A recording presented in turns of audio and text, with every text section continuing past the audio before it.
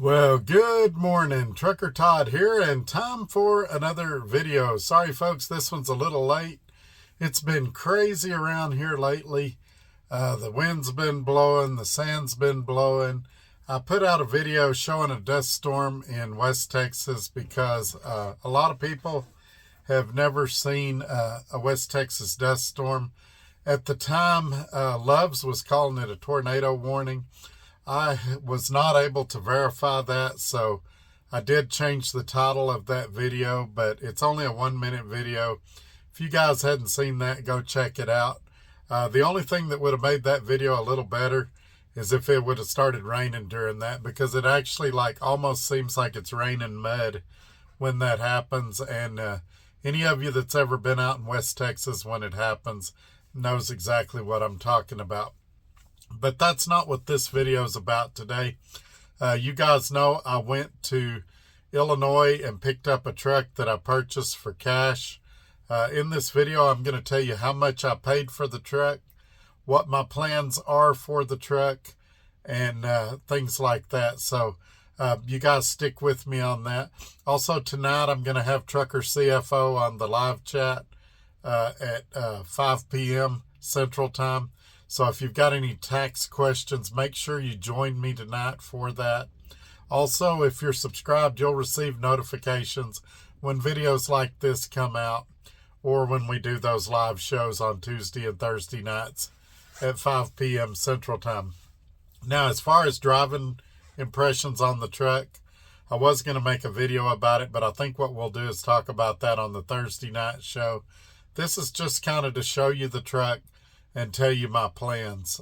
There's been some speculation that me getting this truck means I'm leaving Swift, or that I have plans of completely restoring it and things like that. And I'm going to talk about that in this video, how I view this truck and what my plans are for it. Now, it is a 2008 Volvo VNL 670, and it's not in mint condition. I bought the truck for $5,000.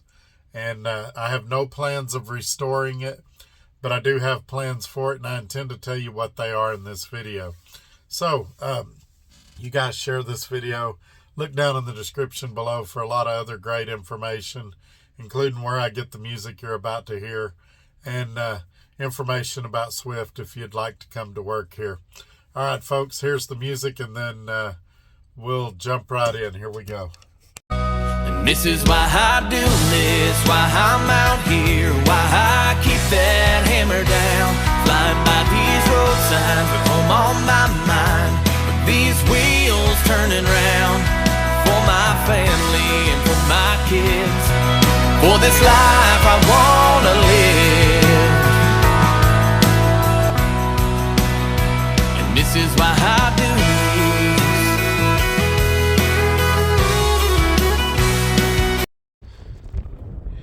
Okay, before we show the Volvo, and I hope you can hear me, it's a little windy out here. Shout out to my pickup. A lot of people have been asking about it, how it was doing. There it is, it's doing great. Here it is, the Volvo. And let me back up a little where you can see it. I'll show you the engine here in a minute. As you can see, it needs some work. I'll show you some of the things I've noticed it needs.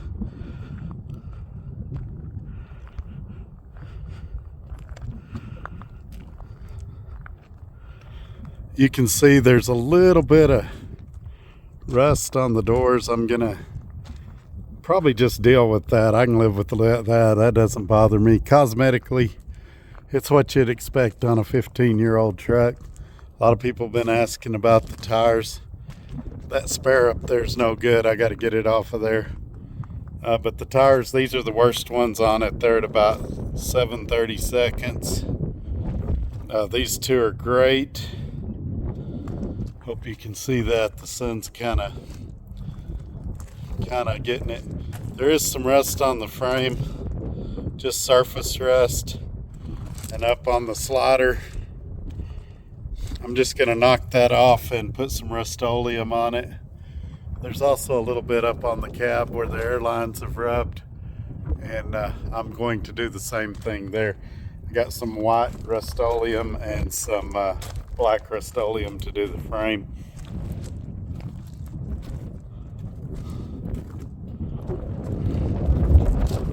Let's see here. Here's the tires on the other side. You can see they're in great shape, lots of tread. Here's the other two. These are also, I believe these were at 11:30 seconds. I got a DOT inspection yesterday, and that's what they measured them at. And then the rails aren't bad on this side for the sliding fifth wheel, but like I say, I'll knock that off. There's a little bit more of that surface rust I was telling you about. The most concerning part about it is right up here. Let me see if I can find it real quick. Right there, there's a little bit of rust in the sleeper portion of the cab. And like I said, I'll just deal with the cosmetic stuff. Doesn't have def or any of that, but it does have that, I guess that's the DPF filter is what they call it. So that was one thing that was real important to me. This mirror here is a little loose, and so I got to tighten it up. Let's open the hood. It's got the Cummins ISX. Right here, they looped off the lines that go to the sleeper for the heater. So I'm guessing I've either got a leak in heater core, or there's some metal lines that run back there. It's possible one of those is leaking, and so I'm gonna have to deal with that at some point. The air conditioner blows cold, and so it is the Cummins ISX. It says it's 400 horsepower, but I can tell you it's got more power than my Detroit does at 455. So I believe it might have been modified a little bit. And I'll show you the other side. I just want to get in there real good and show you guys everything.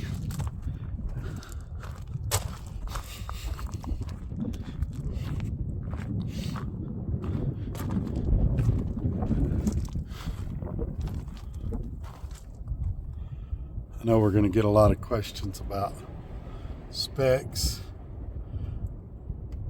Looks like peak torque is 1650, horsepower is 400, but like I say, it feels like a lot more, like it's been modified. I know some of you had concerns about the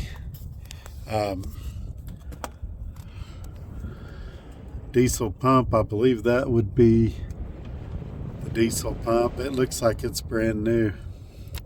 So like I said, we'll Thursday night we'll talk about the driving impressions of it. You can tell the head looks like it's been replaced, redone, because it's a different color from the rest of the engine. Let's see what else. Steer tires, I forgot to show those. They're also really good. The hinge latches have been changed, but they didn't grease them. So you have to pull that handle pretty hard. I got to get some grease on those. Let me go around here, show you the other stair tire. I forgot to do that. So real happy with the condition of the tires on it.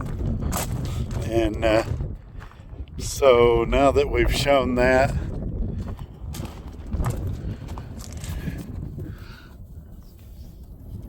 it's got those airbags on the front. I had to get used to that again. It's been a while since I drove a truck with the airbags. They feel kind of squirrely when you first drive them till you get used to them. And so, all right, let's go inside and take a look at the inside. So a weird thing Volvo did, and this handle's pretty jicky, is they put manual door or window on the driver's side and power window on the passenger side. It's dirty in here. I need to clean it. There's the fire extinguisher. They did a decent job of detailing it, but I need to do some more. And there's my phone mount. I had it mounted high because I filmed the first part of the video in here. I don't drive with it mounted like that, obviously. And dash is in pretty good shape. Typical Volvo dash. Radio is terrible. It's going to have a radio. And then all their cigarette lighter plugs work. All the lights work. Up here, That's where your CB goes. One thing Volvo does is they put you a mic holder up there. I really like that. It does have the sunroof.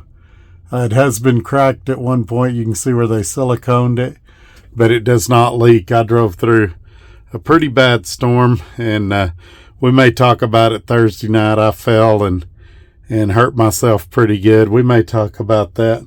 It doesn't have the wraparound curtains that you like up front, but it does have, of course, I guess all trucks do, the one that goes in the middle to the sleeper. And they put this carpet in here. They were going to put carpet in here to walk on so they didn't get the floor dirty. And of course, it's got the double bunk up there. That's my suitcase. It's a big one. I took a big one because I carried a lot of tools in case I had some problems. And so that's that. I don't like the cabinets in a Volvo. That's where your TV goes. If you have the old square one, they fit real good in there. But if you've got one of the newer flat screens, you have to buy the bracket, and then you can put your microwave behind it. And then there's some paperwork and stuff I need to clean out of here. The guy, not the guy I bought the truck from, but the guy he bought it from, left a CPAP machine in here and a pair of boots that's down there on the bottom. And I got to get all that stuff out of here. And then over here, there's some more storage. And cool thing Volvo does, let me see if I can show you. That pulls out, oh shit, into a desk. And dang, I'll fix that in a minute. And then there's also a little drawer over there. It's kind of hard to open one-handed. There it goes. You got a little more storage there. Here's the little inverter I used for my trip to for my CPAP machine on the way back. But it did have an inverter. Maybe I can show you. The wires are still down there. But I don't know. Like I said, I don't know if I'm going to use this truck or if I'm just going to have it as a safety net if I need it. But man, I did not know the drawer would fall out. That's kind of funny. That's why it's fun to watch these videos. You just never know what's going to happen. But I'm going to hop back in the truck and we'll have some final thoughts about what my plans are for the truck and things like that. Okay, so you've seen the truck. It's obviously not a museum piece or showroom quality. It's a 15-year-old truck, and I had hoped to get 6 months to a year out of it, and mechanically it seems pretty sound, and so I'm just going to leave it for now in my storage deal. And basically what this truck is for me is a fire escape. And what does that mean? Well, I feel like I've done pretty well in trucking. I've got to kind of one of the higher floors. But should there start a fire in this building of trucking that I'm in, I've got an escape route. This truck costs me very little to store it here in Lubbock. And I've got a battery maintainer on it, maintaining the batteries. And in the event things should go south, because let's just be honest, there's other Swift drivers and stuff that are trying to take me down, trying to make my life hard. Even though I've reached out to them on multiple occasions and tried to make peace with them. They don't want peace. They're trying to grow their channel. And they believe the way to grow that channel is by taking me down. So I believe they'll be successful at some point. They've got some influential people in their corner.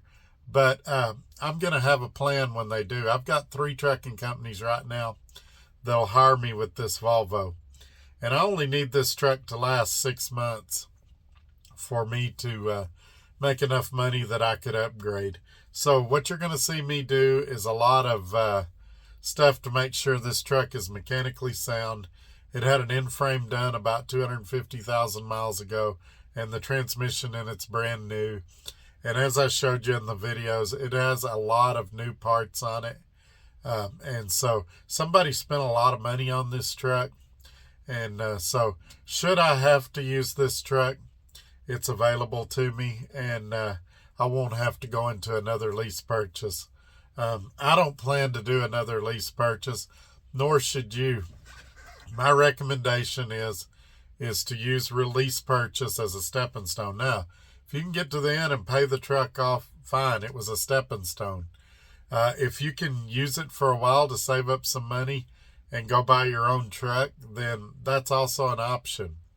And so for me, I've realized from the beginning that the way to really get ahead is to have a title to a truck in your hand, and to not have it financed with a bank or a lease purchase. But I realize that we're all at different positions in life, and that's not something we can all do right away. And so for that reason, some of us have to do lease purchase. But when you do, be saving your money. You know, I've preached that all along. Save your money, save your money. And if an opportunity comes along where you can buy a mechanically sound, maybe not beautiful, but mechanically sound truck, then do that and take your shot. And right now, I still love it at Swift. I have no plans of leaving Swift, but I do have a backup plan should those other guys succeed at causing havoc in my life. But that's how things stand. I've been surprised how many people, both ways. I've been surprised how many people have been really supportive and in my corner. And I've been surprised how many people have been against me and tried to take me down. You know, we shouldn't put anybody down for trying to better their lives. And we shouldn't wish anybody failure. And if we're doing that, then we're just miserable people. And so I hope you're not one of those miserable people. I hope you're in my corner. You're wishing me the best, because I'm out here wishing you the best.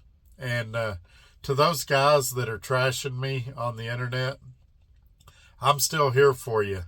My email is in every video. Feel free to reach out to me. I'm still willing to help you even now. No hard feelings. I'm willing to let bygones be bygones. But we're not accomplishing what either one of us want to accomplish by attacking each other. And so that's all I'm going to say about that. And I've probably said more than I want to. I'm sure it'll come up tonight, but I hope it'll be after we finish our interview with Trucker CFO. He doesn't need to be involved in all this drama. And so join me tonight at 5 p.m. Central. We'll see you then. Y'all have a great day.